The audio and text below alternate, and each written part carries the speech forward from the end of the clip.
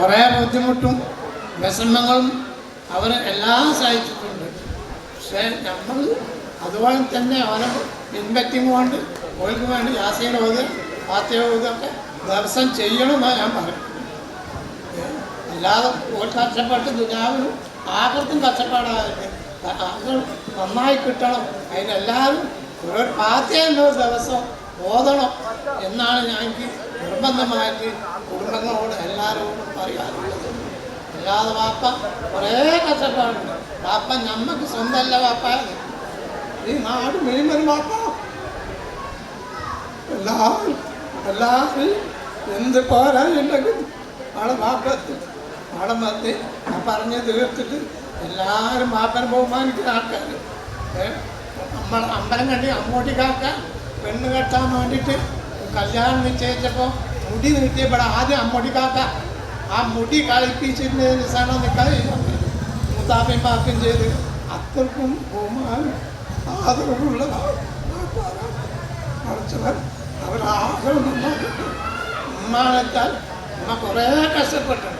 തലയിൽ മുടി വരെ ചൂടുള്ള ചായ വെച്ചിട്ട് ഒഴിഞ്ഞു പോയിക്കണം. നെല്ല് കൊയ്ത് വറുത്ത് കുത്തിയിട്ട് കഞ്ഞി വെച്ച ദിവസമുണ്ട്. ഞാൻ കുടിച്ചവനാ. അങ്ങനെയും കഷ്ടപ്പെട്ട് കുറേ അനുഭവിച്ചു. വെക്കണത് ഇവിടെ ഉണ്ടാവില്ല. എല്ലാ ഭാഗത്തുനിന്നും ആൾക്കാരും വന്ന് കഞ്ഞും ചോറും പാറുള്ള വെച്ച് വന്ന് മര്യാദക്ക് നമുക്ക് ഉണ്ടാവില്ല. ചട്ടിയിൽ വെള്ളം അടുപ്പത്ത് വെച്ചിട്ട് ആ വെള്ളം അനുഭവിച്ച് ജീവിച്ചത്.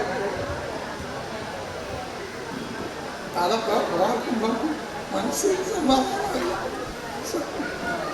സങ്കടം കിട്ടുക. അതുകൊണ്ട് പറയാൻ കിട്ടാതായി പോകുന്നത്. ഇന്ന് അങ്ങനത്തെ ഉമ്മയും ബാപ്പിയുമാണ്. എല്ലാവരും മറക്കാതെ ഇത് ചെയ്യണമെന്നാണ് എൻ്റെ നിർബന്ധം. ഞാനൊരു ദിവസം ഒരു യാസീൻ ഓതാതിൻ്റെ മക്കൾക്കും നിൽക്കില്ല. അതുകൊണ്ട് നിങ്ങളും ചെയ്യണം എന്നാണ് എനിക്ക് പറയാനുള്ളത്. അത്രക്കും കഷ്ടപ്പെട്ട ജീവിതമാണ്. നാളെ ആഖിറവർക്ക് നന്നായി കിട്ടണം. നന്നാക്കാൻ വേണ്ടി നിങ്ങളെല്ലാവരും പ്രാർത്ഥിക്കണം എന്ന് പറയുമ്പോൾ ഞാൻ എൻ്റെ വാക്കുകൾ അവസാനിക്കുന്നു. അസ്സലാമു അലൈക്കും.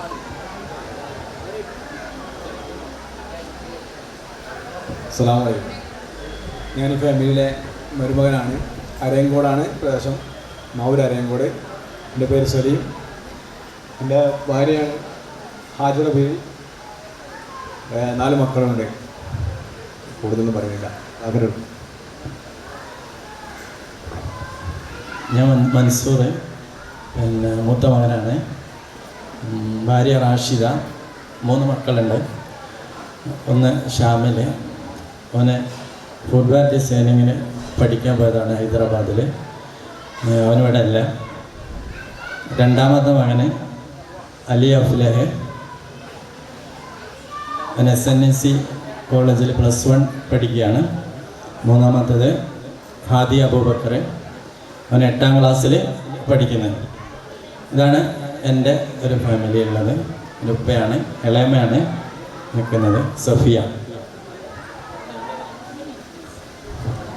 ഇത് രണ്ടാമത്തെ പെങ്ങള് താഹിറ ബീവി. മൂത്ത പെങ്ങള്, സോറി രണ്ടാമത്തെ ആളെന്നാണ് ഉദ്ദേശിച്ചത്. ഹസ്ബൻഡ് ഇന്നലെ സൈനുദ്ദീൻ കൊടുകൂടിൽ ഇന്നലെ വന്ന് പാട്ട് പാടി ഇന്ന് ഒമാനിലെത്തിയിട്ടുണ്ട്. ഇവർക്ക് 4 മക്കളാണ്. ഒന്ന് ഷിഹാബ്, നിങ്ങൾക്ക് പരിചയം ഉണ്ടാവും. രണ്ടാമത്തത് ആങ്കറിങ് കെമിസ്ട്രി, BSc കെമിസ്ട്രി പഠിക്കുകയാണ്. അവന് എൻജിനീയറിങ് കഴിഞ്ഞു. ഇപ്പോൾ ഒരു ബാങ്ക് മാനേജറായിട്ട് വർക്ക് ചെയ്യാണ്. മൂന്നാമത്തെ ആൾ ഷാലു അല്ല ഷിറാസ്, +2 പഠിച്ചുകൊണ്ടിരിക്കുന്നു. ഹുദ, ഇവള് 5ാം ക്ലാസ്സിൽ. ഇത്രയാണ് ഉള്ളത്. വിട്ടുപോയോ? മോളിനെ പരിചയപ്പെടുത്തിയല്ലോ. പിന്നെ ബീവി അല്ല ബാവ, അവളാണ് ഏറ്റവും ലാസ്റ്റും ഏറ്റവും വാചാലമായിട്ട് സംസാരിക്കുന്നതും. അവൾക്ക് മൈക്ക് കൊടുത്തപ്പോൾ വേണ്ടെന്ന് പറയണേ. അവളെ ഹസ്ബൻഡ് നേരത്തെ വന്നു പോയി. കൊടുവള്ളിക്കാരനാണ്, ഷംസുദ്ദീൻ. ഇവിടെ ബിസിനസ്സായിട്ട് പോകുന്നു. മകന് മാസി, അവന് വന്നിട്ടില്ല. വടകര ഇതുപോലൊരു ദർസിൽ പഠിക്കുകയാണ്, +2 പഠിക്കുകയാണ്. രണ്ടാമത്തത് നൂറ, നൂഹ നഫീസ, പിന്നെ അവളെ 8ല് പഠിക്കുന്നത് ചക്കാലക്കൽ സ്കൂളിൽ. യാമിൻ 5ാം ക്ലാസ്സിൽ പഠിക്കുന്നത്. ഇത്രയാണ് ഇവിടെ ഫാമിലി ഉള്ളത്. ഇനി ആരാ? മോളിൻ്റെ പറഞ്ഞല്ലോ, അളിയൻ പറഞ്ഞു. വെറുതെ ഉമ്മാൻ്റെ കഷണ്ടീനെ കുറിച്ച് ഞാൻ നേരത്തെ പറയാൻ വിട്ടുപോയതാണ്. കഷണ്ടിയുള്ള പെണ്ണുങ്ങളെ നിങ്ങൾ കണ്ടിട്ടുണ്ടാവില്ല. വലിയമ്മക്ക് കഷണ്ടി ഉണ്ടാവാൻ കാരണം പാലത്തിങ്ങലേക്കും എല്ലാ സ്ഥലത്തേക്കും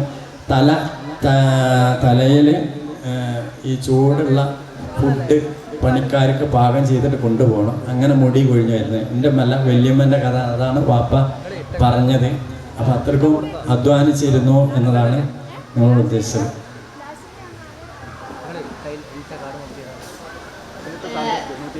എൻ്റെ മോളി മേമക്ക് ഒരു ബിസിനസ് ഉണ്ട്. നോറ ബുട്ടീക്ക് എന്നാണ് ഇതിൻ്റെ പേര്. സ്റ്റിച്ചിങ്ങും കസ്റ്റമൈസ് ഡിസൈനിങ് എല്ലാം ഉണ്ട്. ത്രെഡ് വർക്ക്, എംബ്രോയിഡറി എല്ലാം ഉൾപ്പെടും. സ്വന്തമായിട്ട് തന്നെയാണ് സ്റ്റിച്ച് ചെയ്യുന്നത്.